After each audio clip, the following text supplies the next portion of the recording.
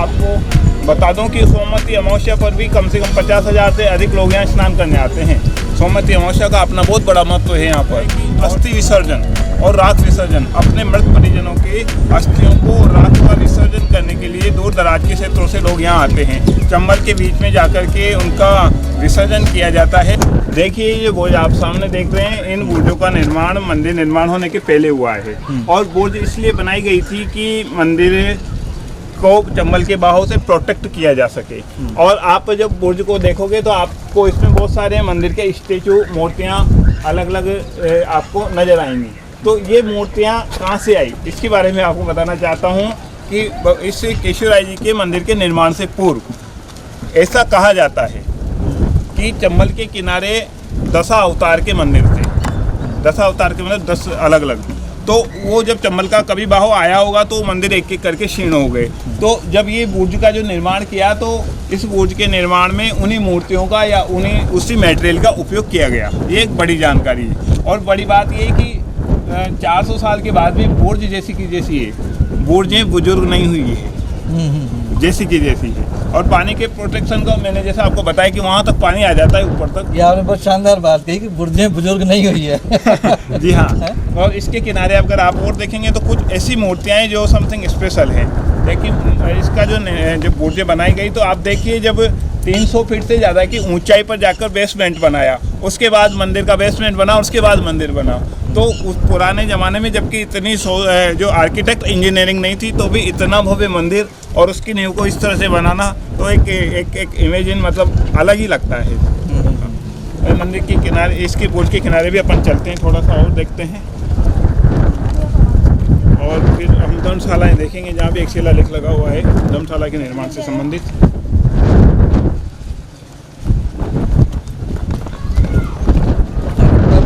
मेला इसी परिसर में लगता है जी, ये मेला परिसर है। यहाँ पर अलग अलग रो बना की दुकानें लगती है।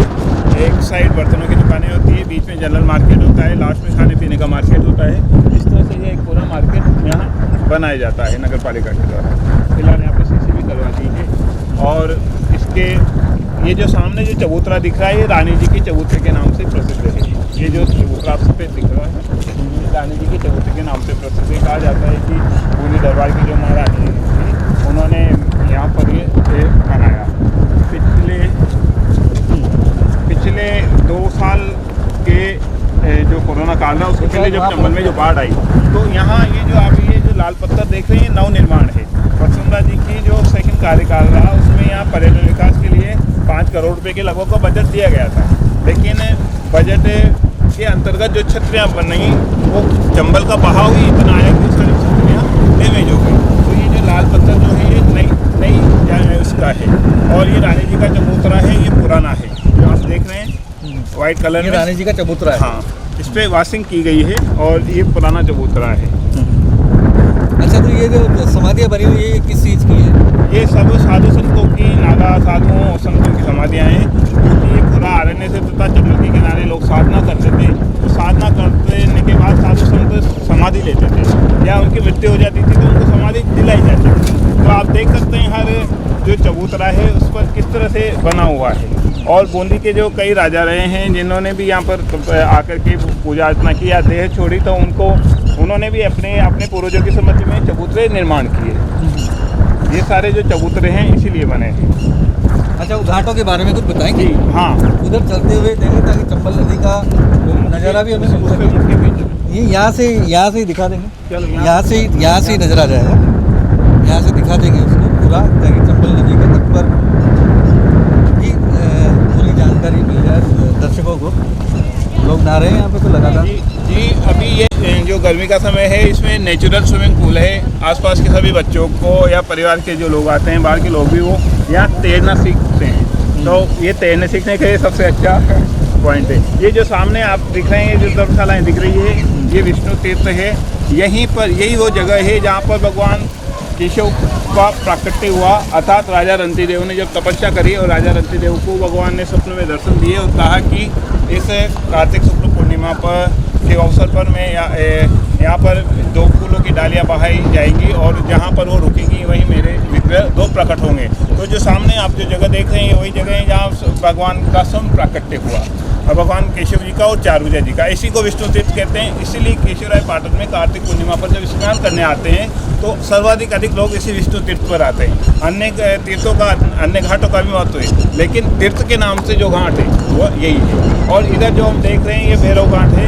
यहाँ पर जो कर्म होता है लोगों का, जब कोई की मृत्यु हो जाती है तो परिवार के जन यहाँ पर अपनी उनकी अस्थियाँ विसर्जित करने आते हैं, राख विसर्जित करने आते हैं। उसके बाद इसी जगह ये कर्म होता है। यहाँ मुंडन के सामने आप देख रहे हैं, यहाँ ये मुंडन की जगह है। और ये जो सामने भैरव घाट है, इसको भैरव घाट बोलते हैं। भैरव घाट पर यहाँ पर सब लोग अपना जो कर्म है अपने मृतकों के प्रति वो कर्म करवाते हैं। अच्छा, ये नदी कितनी गहरी होगी जी? नदी की गहराई लगभग 200 फीट से ज़्यादा है। और नदी इतनी गहरी है कि बीच में शुरू में तो गहरी है, लेकिन आगे बहुत ज़्यादा गहरी है।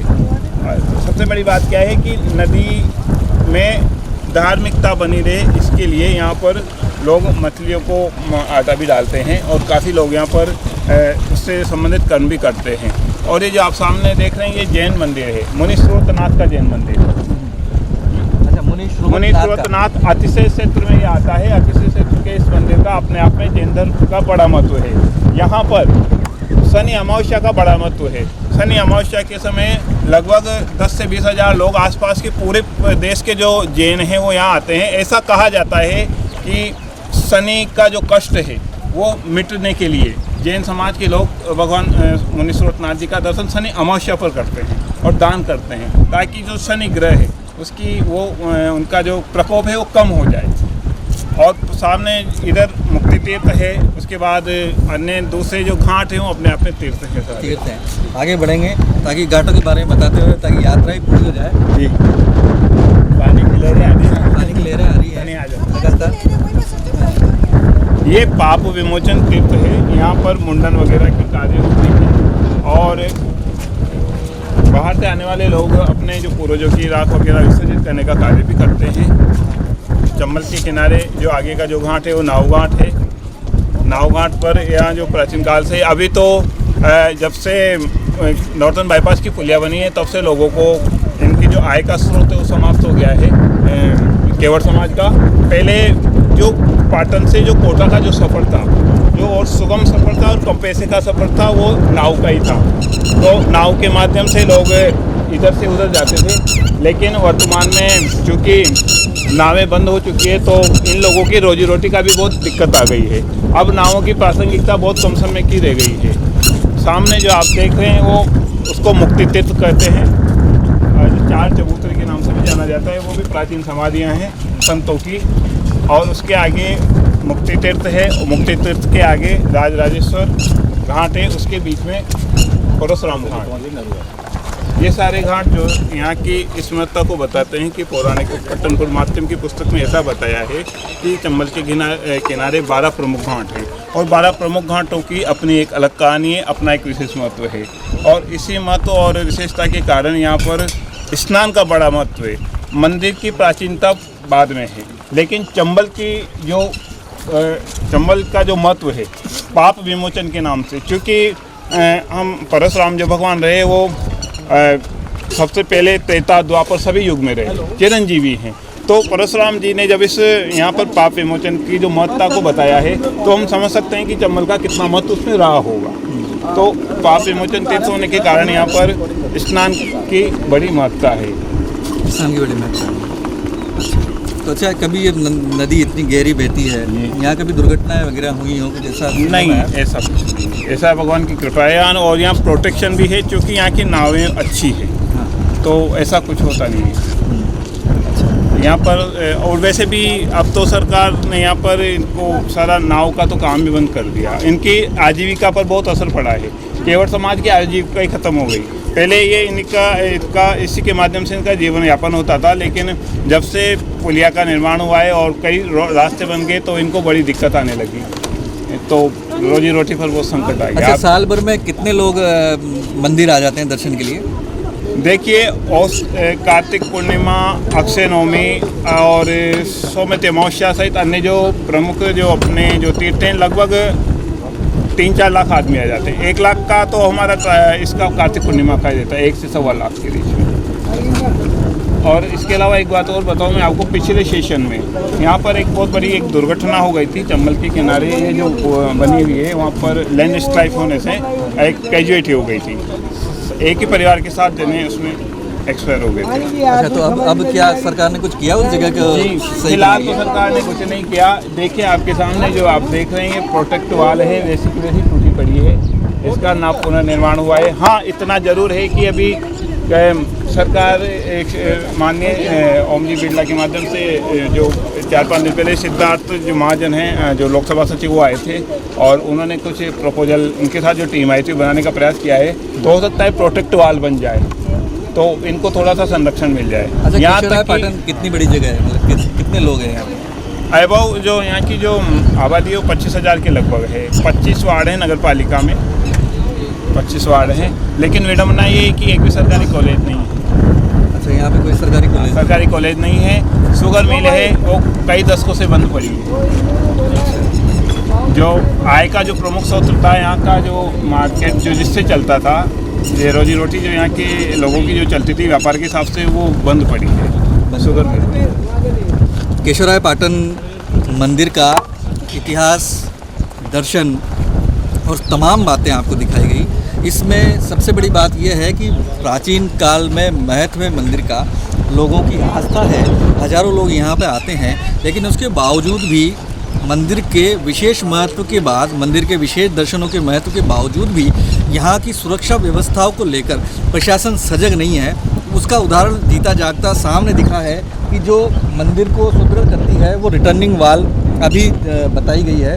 ये वॉल पिछले काफ़ी टाइम से टूटी हुई है। बरसात का जो पानी का फ्लो पहाड़ी पर ऊपर बसा हुआ है, ऊंचाई पर पानी जब ऊपर से नीचे गिरता है तो वो रिटर्निंग वाल को टूटता हुआ आ गया और पानी नदी में चल गया। तो अब इस रिटर्निंग वाल के टूटने से मंदिर की सुरक्षा पर भी खतरा महसूस होता है यहाँ के निवासियों को, और खतरा है भी सही। प्रशासन को चाहिए कि ये रिटर्निंग वाल जितनी जल्दी हो सके बन जाए, और जिस तरीके से जिस तादाद में लोग यहाँ पर आते हैं उस तादाद के हिसाब से यहाँ की सुरक्षा व्यवस्था काफ़ी कम है, और सुरक्षा व्यवस्था की कोई यहाँ पर नहीं दिख पा रही है।